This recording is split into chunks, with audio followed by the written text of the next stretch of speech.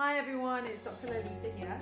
Today's video is why can I not express my emotions? Now, I hear this question a lot from different clients, from different people that I meet about why is it that I can't express my emotions?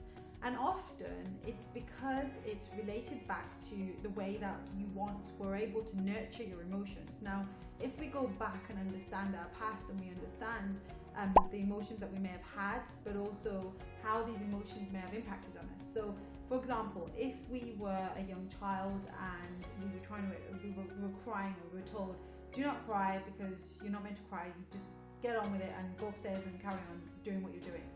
We're then taught that it's not okay for me to share this emotion, and we then shut that emotion down.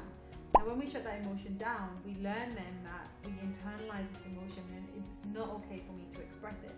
Now that becomes a pattern of behavior for us, where we're constantly then internalizing our feelings and our emotions, internalizing.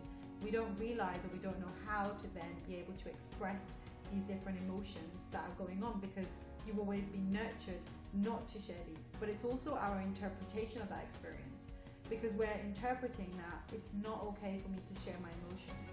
And you're not doing that consciously, you're doing that on a subconscious level.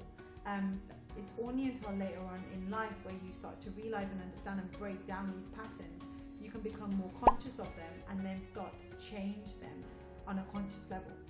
Now, again, feelings, people feel them in their bodies, some people don't. Everyone feels different emotions differently, and that is okay. People feel different emotions, like happiness may mean something completely different to someone else, and again, that is okay. But when you say you can't feel your emotions or you don't know how to express them, often it's because we're disconnected from our own emotions, and that's why we find it hard to then be able to express to everyone else in the world, because the relationship that we have with our emotions is that we don't understand them. So if you don't understand your emotions, how can you then communicate them to your loved ones or to your relations around you? So this is where people can get very, very stuck and feel like, well, what am I meant to do? And this is where when you're working on yourself and understanding your triggers, understanding your emotions by stopping and reflecting can have a big impact on you understanding your emotions. So say, for example, you're out with your friends and one of your friends don't say hello to you. That may make you feel very like, oh, well, why didn't you say hello to me? And it may make you feel very upset. But instead of you acknowledging that upset, you've instead gone and found a different coping strategy, which might be to drink more, or to be like, oh, I'm going home early now, or feel angry, or become angry towards that person. Now that's your way of coping with actually the feeling of being upset. But if you acknowledge and understand this feeling of why am I feeling upset, what's going on for me behind the scenes, that can then help you to be able to respond to that emotion in a healthy way, rather than reacting to that emotion or trying to suppress that emotion away.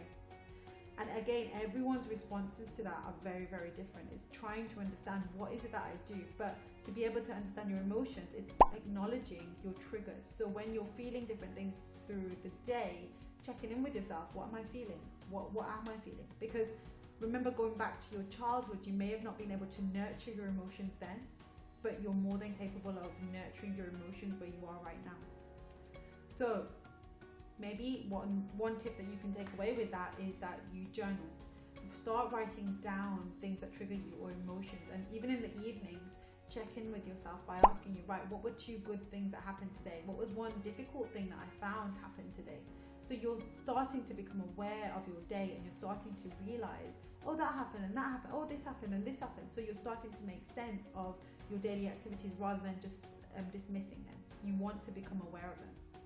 So journaling is really, really good. But if anyone else has any more tips, just comment below and share them, because at the end of the day, we're in a community to start sharing the advice that we have. So let's share what we have. And on that note, I'm going to send you lots of well wishes and love, and I will see you in the next episode. Take care. Bye bye.